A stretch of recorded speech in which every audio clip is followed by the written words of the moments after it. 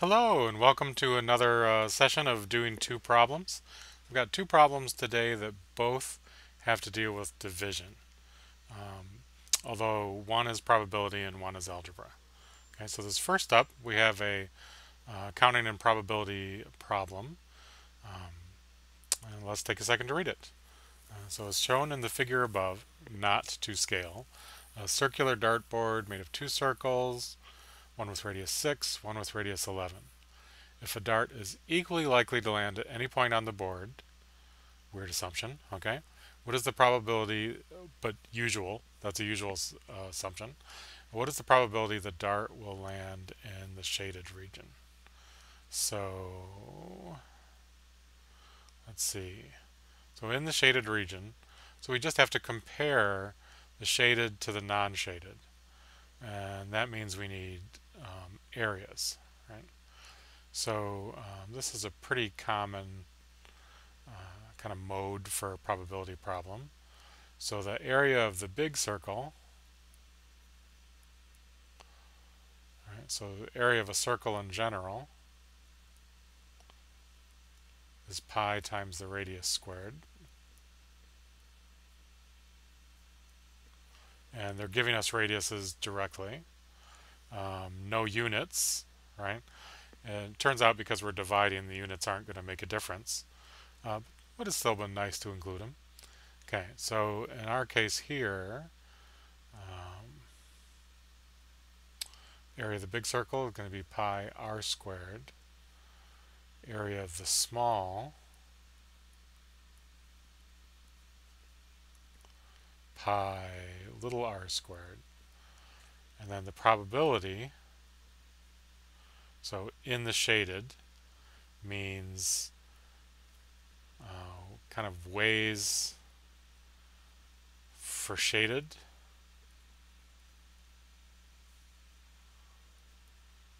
over total ways. So one mistake here could be thinking we're comparing the shaded to the white region, which we'd find by subtracting those two. But really, we're looking for kind of what portion, what percentage of the whole circle of the dartboard is shaded. So we have to compare this area of the little circle to the whole circle, which for the numbers they gave us is 6 squared and 11 squared. So 36 divided by 121, and that's here. Okay, is that a reasonable answer? So that's like roughly a fourth.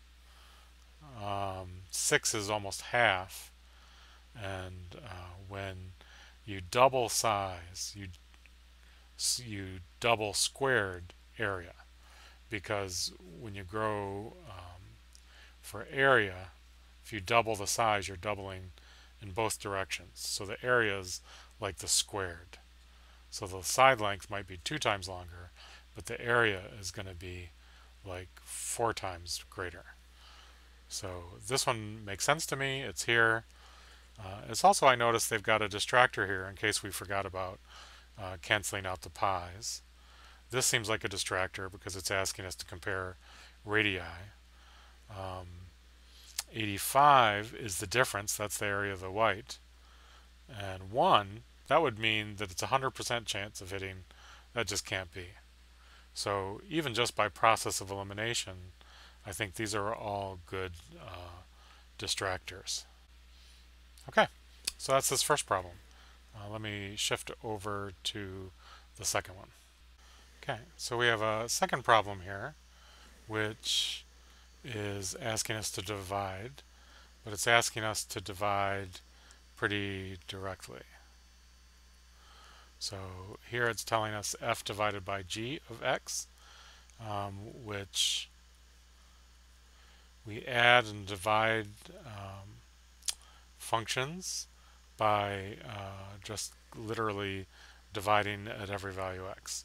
So this is really the same thing as saying what is f of x divided by g of x. Just one thing here, right, is that this is terrible notation. It's old notation, right? So the f of x, g of x, they're not multiplied, despite that every other time we write things like this, we're thinking about them as multiplied. We're thinking about this as the input, what goes into the function. So this whole thing is like one name, even though it looks a lot like when we multiply. So in this case, right, we'd expect 2x squared plus 15x minus 8 and x squared plus 10x plus 16 um, divided by. So this is an answer, but I don't think the answer they're looking for. Probably they expect us to simplify here, which when we're dividing things, just like fractions, simplifying means dividing out common factors. So how do you find the factors? Right, so we could graph them, right? If you have a graphing calculator, you can graph them. Let's pretend this problem's on the pre and we don't have a graphing calculator, find roots. So if we did have a graphing calculator, find the roots. If we find a number that makes it 0, then x minus that number is a root. Okay, so we can just try to factor by kind of clever, by being clever. So look for two things that multiply together. Right? So for example, this second one, this x squared, looks simpler, so I'm going to start there. So x squared plus 10x plus 16, we know x times x to get the x squared. And to get 16, we have all kinds of things, so we want them to multiply to be 16, and we want them to add to be 10. So 1 times 16, 2 times 8, 2 times 8, that's pretty quick. They could both be positive or both be negative to get positive 16, but when we add them up, we get 10. So that's going to be plus and plus. And just to check, x times x, 2 times x, 8 times x, 2 times 8, 16. Okay, so that works out. So this thing we've got here, the denominator is x plus 2 and x plus 8. So we really don't care about factoring the whole top. We really just care if one of these factors is in there. Right? So for example, if we want to get this 2x squared plus 15x minus 8, and one of the factors was x plus 2, there's a lot of stuff we'd know already. It would have to be minus 4 if we're going to get that minus 8. And this would have to be 2x if we're going to get this x. Okay, so we can just check and see if it works. So we get 2x squared, we get the minus 8, well that's by design, but we get minus 4x plus 4x, that would be 0, not this plus 15. So x plus 2 cannot be a factor. What about the x plus 8? I tried x plus 2 first because it would be simpler, right? So this would be minus 1 to get the minus 8. And this would still have to be the 2x to get the 2x squared. Sorry about those mail notices. So what do we get for the middle term? Right, so we get 2x squared minus 1 times x plus 16 times x. That's the 15 plus, minus 8. Okay, so we know a factor for this also. 2x minus 1, x plus 8. X plus 8, divide out. X plus 8 divided by x plus 8 is 1, except when x equals negative 8. That's kind of a weird thing. And so these are actually equivalent, not equal.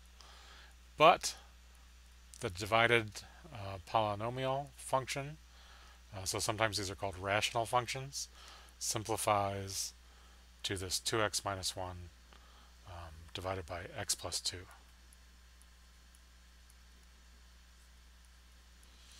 quick way to check on something like that is to pick a number to plug in. Be careful about plugging in 0, but sometimes 0 would work. So if we plug in 0, if it makes one of them 0, don't do that. Don't plug in anything that's a root, right? So if 0 isn't a root, so if we plug in 0, we'll get negative 8, 16. So negative 8 divided by 16 is negative a half. And if we plug in 0 here, we get negative 1 divided by 2, negative 1 half. So that's a nice check. Okay, so I do want to show you one other quick thing in case you haven't seen it, is that you can multiply things by the box method. Right? So for example, if we had x plus 2 times x plus 8, which came up in the other problem, we can get x squared 16. 2 times x is 2x.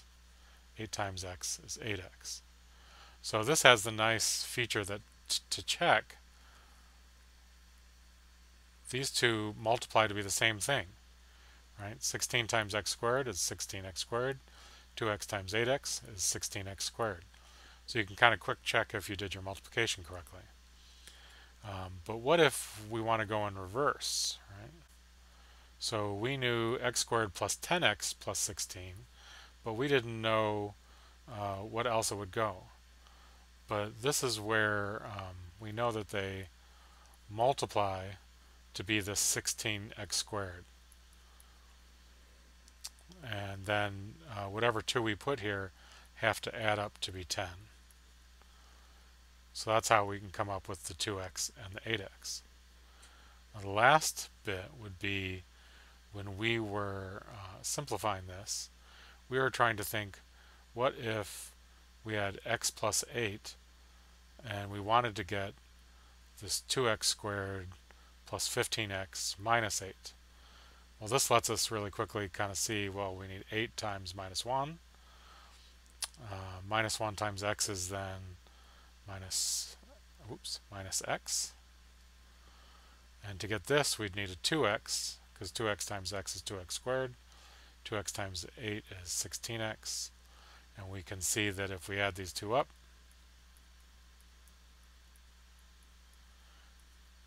we get the 15x. So if this box helps you kind of sort things out and to remember when you're either multiplying or dividing, maybe it's something to keep in mind. And it extends. Right? So if you wanted to multiply a trinomial times a binomial, you could still do it. Okay, so that's the bonus teacher tip on this one. Hopefully this was helpful. Two different kinds of problems, but both about this idea of division. So both of them were using the context to actually test you on another skill. That first one was asking you to think about areas. This one was asking you to think about algebraic manipulation and factoring. So keep in mind what they're looking for, and good luck as we move forward. Thanks.